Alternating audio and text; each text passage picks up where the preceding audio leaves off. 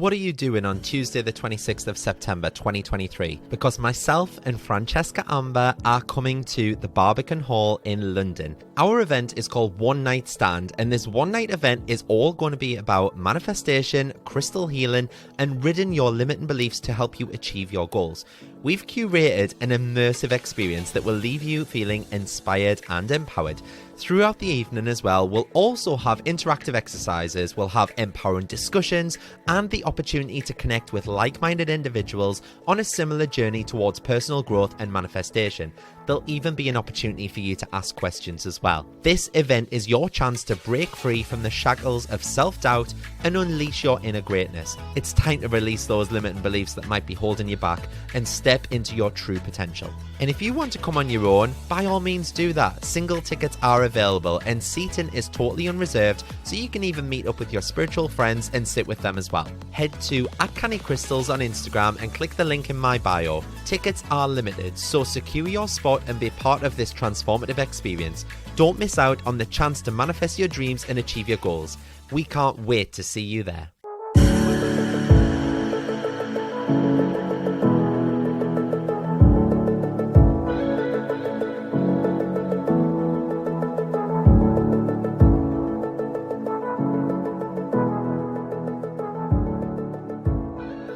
Hello everyone, welcome to another episode of Canny Crystals, the podcast. I hope that you're all well and everyone's doing okay. So my name is Mart, I'm your host, and I'm on cloud nine, and I am super excited. If you're a long-term listener of the pod, you'll know that I put out there months ago that I wanted a specific car, a Range Rover just to be precise. There was nothing wrong with my car, it was just that every single thing that I had on my vision board was around, like health and family and abundance, love, having a child. But I put this car on there as my kind of, my token materialistic item, knowing that once I manifested that, I would truly feel wealthy and know that vision boarding works. And I mean, not that I had any doubts anyway, but you always just want to prove it to yourself, don't you? Time and time again, this shit works. So you might remember that I went out and I test drove one a few months ago because I just kept thinking to myself, I'm wanting this car materialistically, but what if I waste a year or more trying to manifest it? And then I absolutely hate it once I get the feel of it. Do you know what I mean? Like once I get it, what if I hated that? So I went out and I test drove one. But while I was inside of it, I didn't just test drive it. I took a few photos of me in it, as well as, photos of me hands wrapped around the steering wheel, me feet on the pedals. Honestly, big shout out to Tom at Strathstone Range Rover at Silverlink, because he must have been thinking, what the actual fuck? So with them photos, I put them on my vision board because I just think it's so much easier to visualize you driving a specific car or even having that goal if you can look at those photos and you specifically see your arms with your fingernails, your watch, your bracelet, your tattoos, and your feet in that car already, or doing whatever it is that you have on your vision board. And it all worked as well, because I put down a deposit and I was told that because of COVID knocking production back a year or so, that they had an 18-month wait list. And I was like, 18 months? Do you know what I mean? 18 months to wait for a car is a long time. And I remember at the time thinking, it'll be absolutely perfect if I got it before the summer this year, rather than in the October when it was supposed to be expected. Because obviously the summer's when you go places, do you know what I mean? You take the dog to the beach, or you go out for the day to the Lake District, or just even go for a general drive. So you can imagine me shock when last month I got a call to say that my car would be ready at the end of March. So to cut a long story short, I had another call this week, and my car is actually ready for me to go and collect next Wednesday. And I'm so excited, because although I've got a good credit rating, and I've had a good credit rating for a while now, obviously because I'm self-employed, I thought, oh my God, I'm not going to get the finance. There's going to be some drama or some hoo-ha. I'm probably going to have to get Johnny to stand in as a guarantor or something like that, because on paper, I only come out with £750 a month. On paper, because that's how you do it, because I'm taking a director's wage. The accountants sort all this. I don't really look into it. But I remember just thinking, oh my God, I'm not going to be able to get this car. There's something going to happen. I'm not going to get this car. And straight away I caught myself in that, that mindset of doubt and lack. And I was like, no, I am going to get this car. So I was looking at my vision board, remembering how it felt to drive that car and what it felt to go on that test drive and how I'm going to feel next week when they fully reveal it and stuff like that. And I've never bought a new car before in my life, and I've always just had second-hand ones. So this is a pretty big deal for me. They basically make it into a huge event as well when you go down. So when I go down, they're going to present me with my new car. You pull a silk sheet off. It's very dramatic, just like me. And there's champagne, there's indoor fireworks. They've even got like a pizza van or a sandwich van or something going, they were saying. And it's just going to be wild. But I'm pretty sure I'm going to put it all on my story next week. So keep an eye out for that, because I'm just so excited. And I realise that this might be a little triggering for some people as well.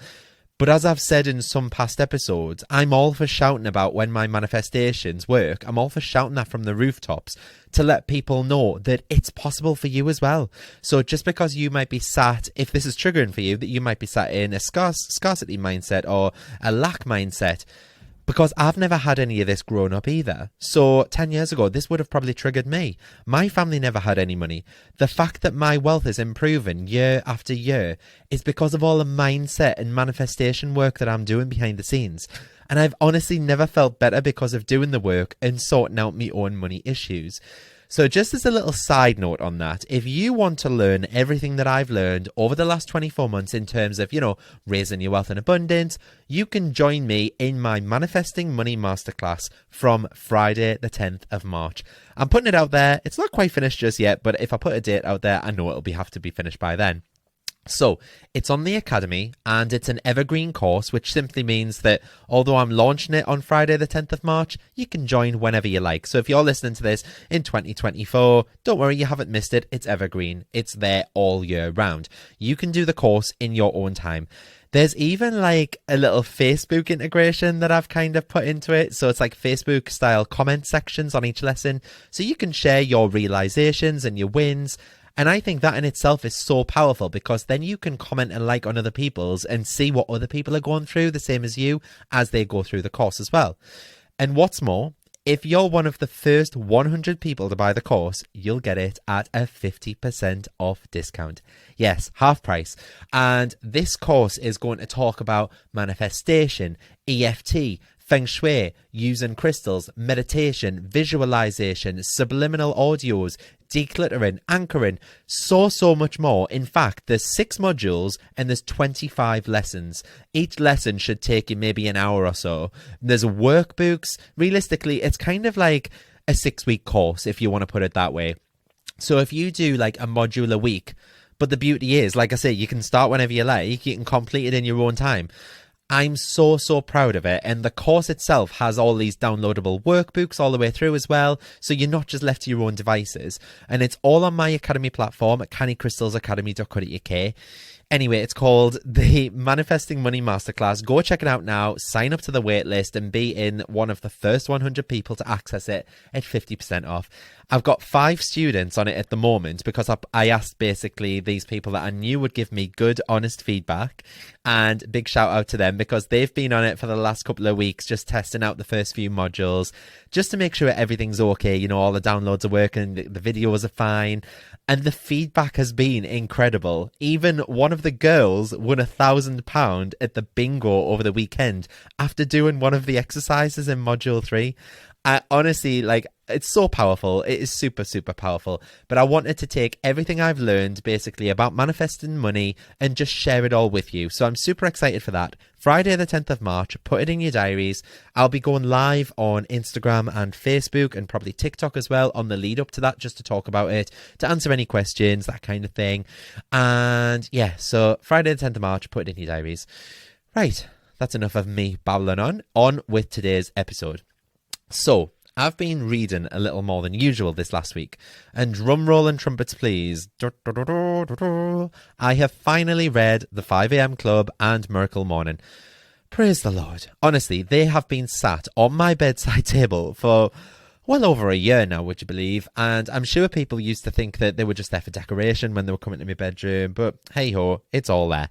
So, first lesson. stop procrastinating, read the goddamn book. No, that's not one of the lessons I wanted to talk about, but it's something that I've learned from putting it off so long because, like I say, I actually enjoyed reading this.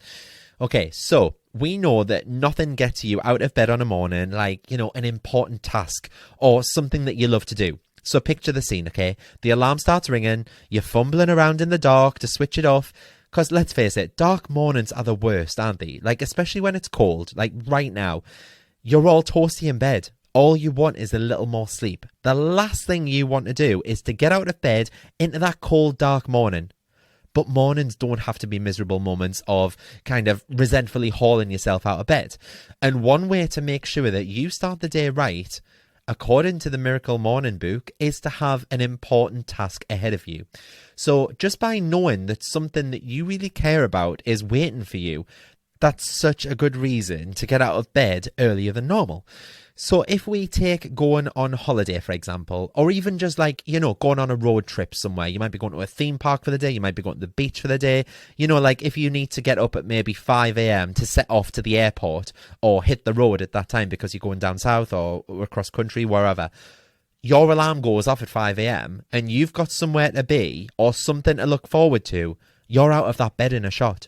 Whereas on a normal working day, if your alarm went off at 5 a.m, what would you do? Chances you'd probably roll over, you'd turn it off, you'd fall straight back to sleep, yeah? I know I certainly would anyway. But one of the biggest lessons that I learned and took away from that book is about finding your call for what gets you out of bed. So for one example, they use that it's simply the chance to spend a couple of hours reading in peace before the rest of the world begins to make itself felt. Because reading is something that people like to do, okay? I like to read, but I wouldn't necessarily get out of bed for it, whereas some people are proper bookworms, and just by having a book to read on their bedside table, they might want to get up an hour earlier than usual and get cracking into a book. Mornings are an oasis of calm in a hectic life, okay? And it's often the only chance that we would maybe get to engross ourselves in a good book. And I kind of feel the same way because, like I say, I used to take a book to work with me to read on my lunch break. But now that I'm so busy, I end up working through my lunch breaks at the minute. Or I end up just eating on the go, you know what I mean? Like in my car if I've been to meetings. And because of that, I don't really get to read. And so if I don't read at night before I get into bed, I won't read at all for that day. So what happens when I head to bed and I'm just too tired? Because then there might be something decent on the TV, or I might just be like too tired and just want to sleep. I just won't read. Which isn't great for me because I do really enjoy it. And that's just one example anyway. You can use like your miracle mornings to your advantage in whatever way you like. Some people use mornings to pursue their passion. So one of the other examples in the book is a man that is usually out of the house no later than 7 a.m. And that's because it's a great time, to walk around the city centre and put his passion to use. His passion is to capture the early morning light with his camera. So he's walking around an empty city, and it's great because he can take like loads of like photographic shots and stuff like that. And throughout all these examples in the book, there's a simple trick that will help you to get a good start.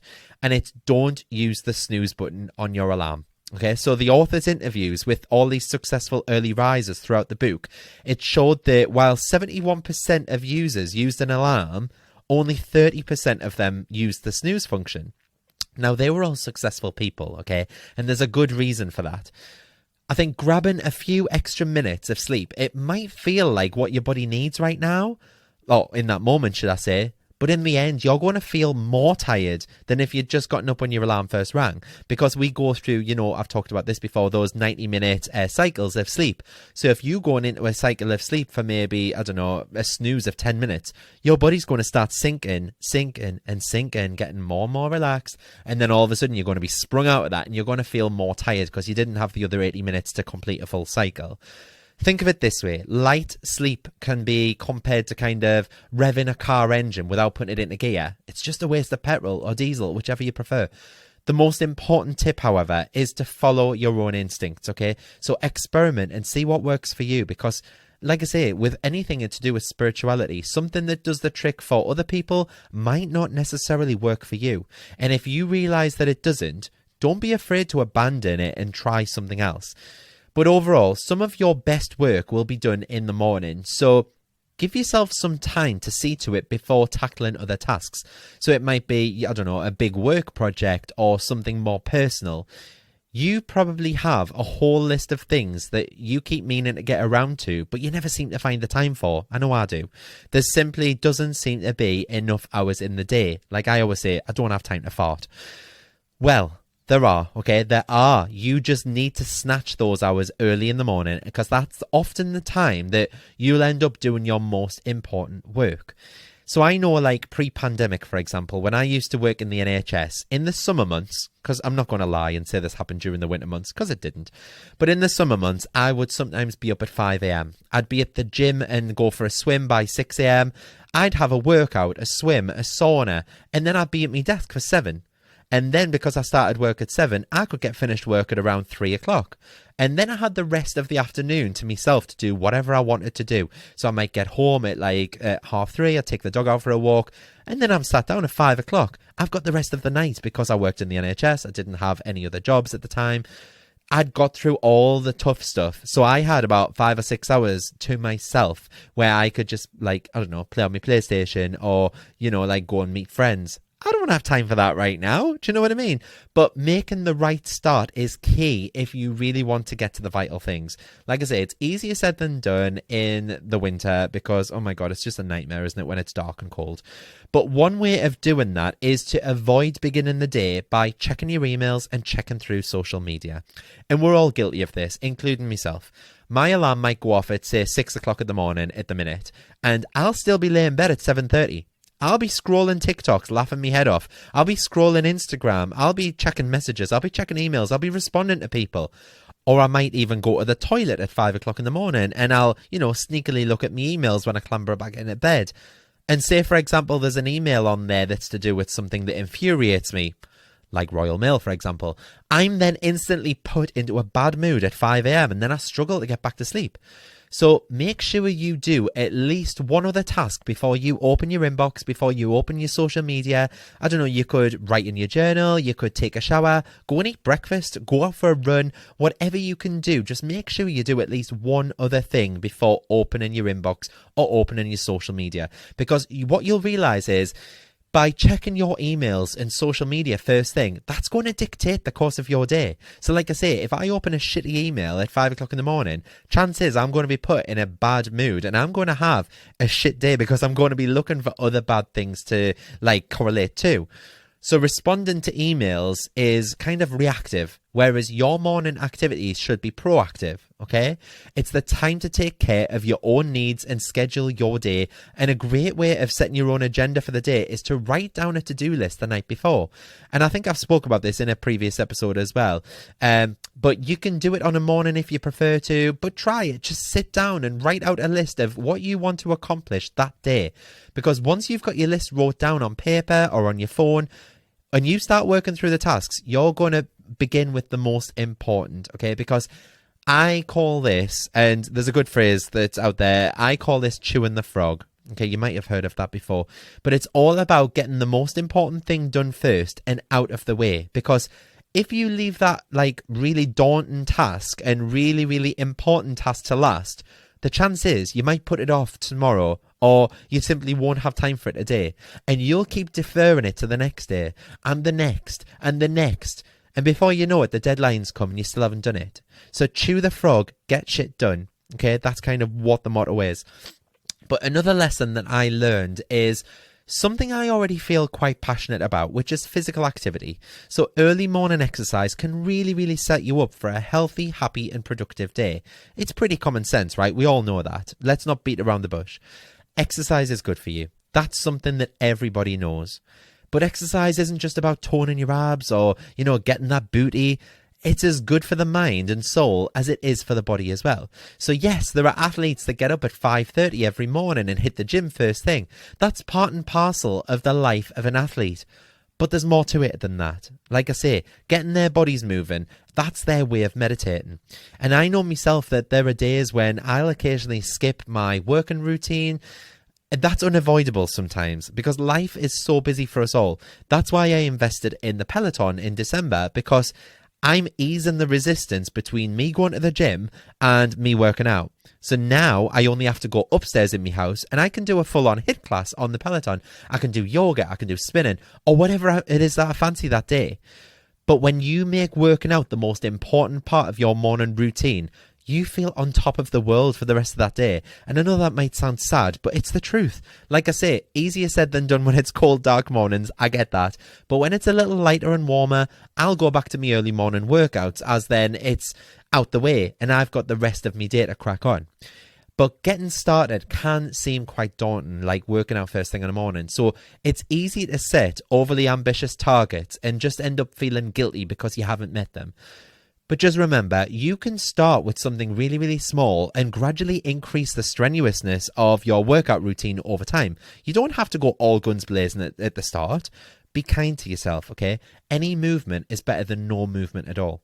Remember, I'm not saying you have to do a 10k run. I'm not saying you've got to go and hike up Ben Nevis before you've had your morning coffee or an hour of yoga before 7 o'clock. Not at all. Sometimes I do a 20-minute spin class because I feel like I can't be bothered and I've got no energy. But 20 minutes is better than nothing at all. If I did 20 minutes every day for a week, that's 2 hours, 20 minutes that I wouldn't have done at all if I had not done anything. A little is better than nothing. It all mounts up. It's all going to snowball. Look at, what was that book called? Atomic Habits, where it's all about like taking a habit and just doing tiny little things, and it all snowballs. It all mounts up, and over time that compounds. There's a good book called The Compound Effect as well. But yeah, a good way of, getting going is to build up exercise kind of into your pre-existent routine. So you could do, a set of jumping jacks while you're waiting for your kettle to boil. Yeah, you might look crackers, but at the end of the day, you're still doing a bit of exercise. You could hold a plank position while you're like waiting for your car to defrost. Don't do it outside in the car park or on your drive. Do it inside. Just do a little plank for 30 seconds to a minute. You could jog on the spot every time you're waiting for your food to cook, for example. My Johnny sits down every Sunday and he plans out his workout routine around his work and other commitments that he's got going for that week ahead. And by resisting the temptation to set his exercise plans in stone, he's basically freeing himself up to take a more pragmatic approach. And that means he's less likely to cancel or postpone an individual session. The next lesson learned from the book is about morning meditation. And we know this. Morning meditation focuses your mind for the rest of the day, if you do it regularly, yeah? So, it's easy to dismiss meditation as a fad, especially if you've never tried it before, but there must be a reason why people regularly meditate. And the reason so many people swear by it is that it's a great way to start the day. So early morning meditation sessions can be the most important part of your day. They're moments of calm in that you can confront your concerns about what lies ahead for the rest of the day. And once you've done that, the rest of the day then just falls into place. In fact, I think some people are so devoted to meditating on a daily basis that they make sure they never miss a single session. They won't do anything else until they have physically meditated. So let's take the president of Pixar and Walt Disney, for example. He meditates for around 30 to 60 minutes every single day after waking. And he says that he hasn't gone a single day without doing that for multiple years. Okay, not months or weeks, years. He says that slowing down and just focusing his mind, it really sets him up for responding calmly to unexpected events, and it really sets him up for the rest of the day. So even if he has a hectic day ahead of him, he meditates before he does anything else. And if that sounds good to you, you might be wondering where to start. So meditation is all about being mindful of your surroundings and being in the moment. So a good place to jump in is by focusing your mind on the mundane moments, like making yourself coffee or tea in the morning. Just ground yourself in the moment. Pay attention to how the kettle feels in your hand, what noise you can hear from the water boiling. If you're using the spoon to stir, you're moving your arms to stir your brew. Whatever it is that you're doing, once you're fully focused on the task at hand, you're already meditating. That is meditation. If you want to know more about meditation, you can check out my blog, for example. There's a couple of blog posts on there. I think I've even done a podcast episode on it. It might be episode 2 or 3. It's called Mindfulness and Meditation. But yeah, go and check that out if you want more information. Another lesson I learned from the book is about putting yourself first with some you time. In fact, carving out some you time is another great way of setting yourself up for the day. So just taking a moment to do things that are important to you, that gives you a head start on your day. And when things begin, getting a little more hectic, you're already then well positioned to take them in your stride. So, for example, if you're a busy parent, you might find that getting up earlier is helpful to you because you can tidy up, or you can, deal with personal and work related issues, because that might be the best thing for you, because then your mind is at rest. So you know what they say, was it clear mind, clear conscience? Something like that. I've just probably made that up. But by the time everyone else is up and about, you've already got firmly in your groove. And that makes you both, more productive and happier for the rest of the day. But it isn't just housework and chores that you can make extra time for. Whatever it is that you want to do with the extra time that you've freed up, it's important not to dive straight into work. So slowing down your morning routine, it will have a calming influence on the rest of the day, and that will prevent you from becoming swamped. And I know I've covered this in a previous podcast episode as well, but you can start preparing your morning routine the evening before. You might think that morning routines are all about, mornings, but setting yourself up for a great start to the day is something you can actually begin planning the previous evening. And a good night's sleep is key. I'm not going to beat around the bush. A good night's sleep is paramount, okay? So how do you go about ensuring that you get enough rest to start bright and early? In a word, it's by disconnecting. Okay, that means switching off from all your technological connections to the world as early as you can each evening. So I try and come off my phone as a matter of principle, really, for anything to do with work by 6 p.m. because that's usually when I do my Instagram and TikTok posts. And then after that, that's me switched off for the evening. That's me finished work. Yes, I might still be doing work or recording a podcast, but I'm not mindlessly scrolling on my work account, responding to messages, getting involved with customer interactions and stuff like that. That's my time for catching up on life admin, basically. And then I'll try to put my phone on charge and face the screen down by 10 p.m. at the latest. And the reason I do that is because otherwise, if I see a notification, I can end up looking at my phone, and before I know it, I'm down a rabbit hole on TikTok, watching videos on UFOs and all that jazz. And before I know it, it's 1 a.m. If I'm not ready for bed at that time, when I put my phone down at 10 p.m, that's when I'll read one of my books to kind of tire my mind out and wind myself down. And I try not to check my email inbox after 6 p.m. as well. And it's a technique that makes for a relaxing evening, and it leaves me feeling refreshed and ready to conquer the world the next day. Because I know that if I get sucked into other things, like I say, I could be up until 1 a.m. trying to sort out things, and it's an absolute nightmare. I don't have time for that, and I can't be doing that 7 days a week. So this is me saying I need to disconnect. So reflection as well, and quietly going over the course of your day, that can help you disconnect and depressurize as well.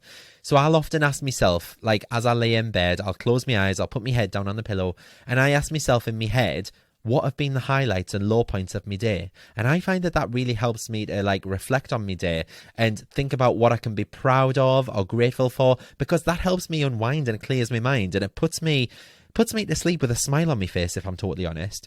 Because truly disconnecting is sometimes easier said than done, but little details can make all the difference. So the book, for example, talks about how every evening the author lays out the clothes they plan on wearing the next day, which makes their morning a whole lot less complicated. And I get that. I've done it from time to time, and I'll plan ahead, if I know it's going to be a busy day or I've got an early start and I've got a meeting, I'll iron the suit or whatever. There's nothing better than jumping out the shower and whacking your already ironed clothes on and just getting on with your morning. It really takes the stress out of having to choose an outfit, having to iron it, all that jazz.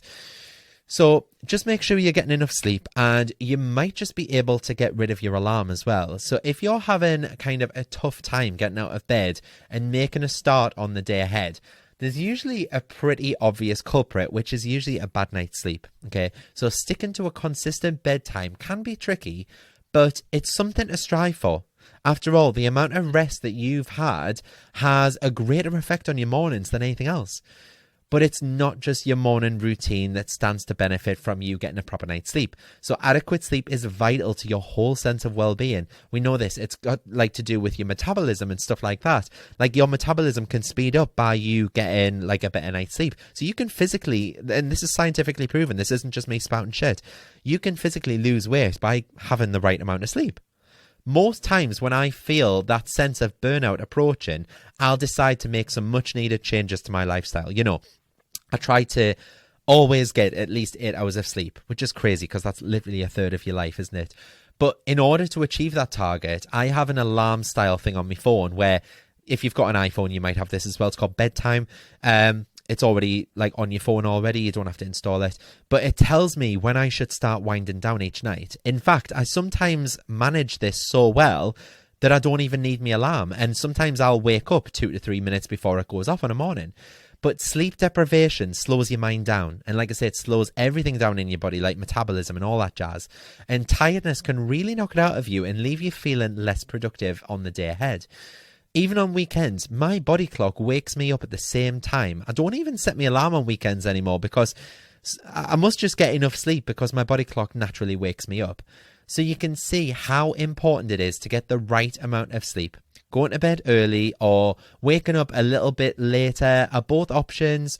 But even if you can't manage that, you can try to develop just a consistent pattern and catch up later, okay? But by reading these books, it's really made me see that a solid morning routine sets you up for the day ahead.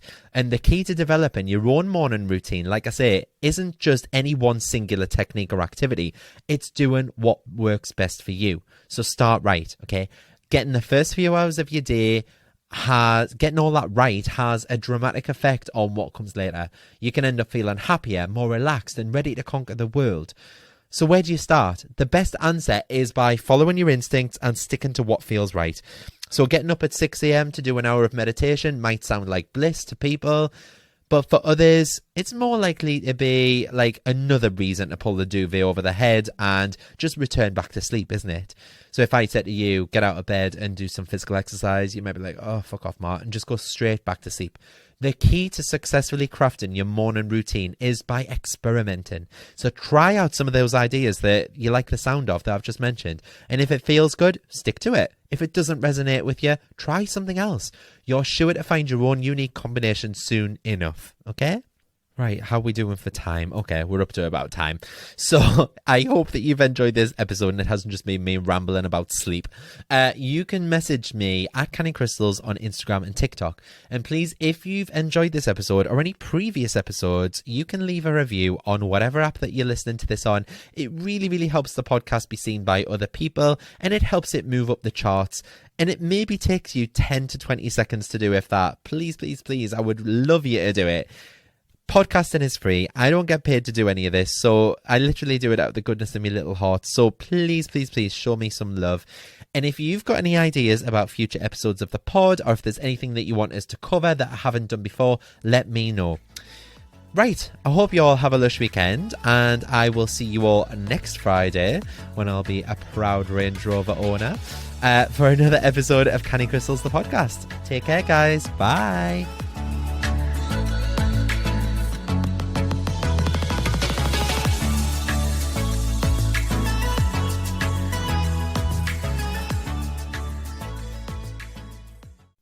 Come and join me in the Manifest with Mart community.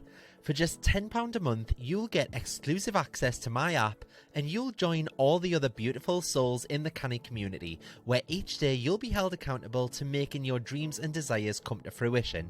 You'll also be set daily and weekly challenges. There's a chat room built in so you can talk to people in real time, and you can also pop over any questions that you have in the Q&A forum and I'll answer them for you. It's changing people's lives, and we've already had so many people manifesting things in the first 2 weeks alone. Each new moon, I'll also be going live within the group on a face-to-face video to help you get the most out of the lunar cycles, as well as answer any burning questions that you have. And these live meetups are so powerful, and everyone in the group has had nothing but praise for the safe space that we share. There are very limited spaces for this community, however, just to ensure that I can place my focus on you and nurture you into the ultimate manifester. So if you'd like a spot, please be quick and reserve your seat now. Head to cannycrystalsacademy.co.uk and choose the Manifest with Mart option, where you can get instant access, and what's more, you'll also get access to all of the past recordings and chats too. Join now and start living the life of your dreams.